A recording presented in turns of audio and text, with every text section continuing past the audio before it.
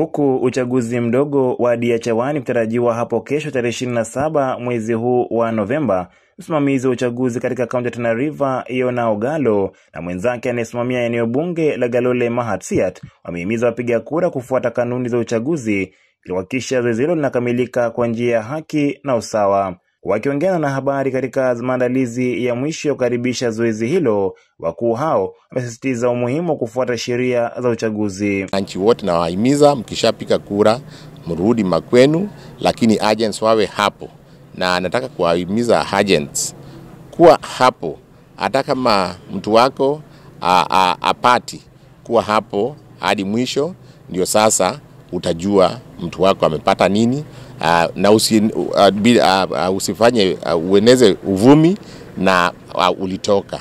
Sasa agents wote wawe mpaka saa za mwisho. Lazima kuna utaratibu imewekwa na sheria, kila mtu atazingatia sheria. Nikiwa Aaron nitazingatia sheria. Polling agents, polling presiding officers tumepata mafunzo ya kutosha, kuna sheria.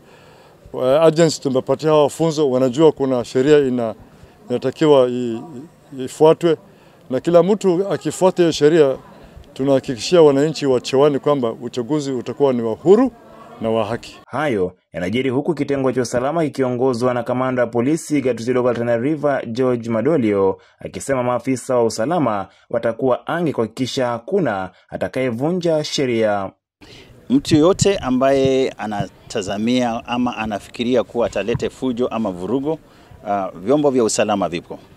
Nilipo hapa, niko na DCIO, niko na OCS, niko hadi na mkuu wa magereza. Kwa hivyo style zote zitatumika.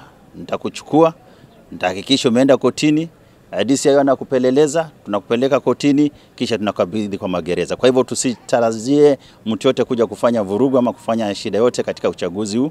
Dennis Maithia, Kurunzi ya Tana, mjini Hola, kaunti ya Tana River.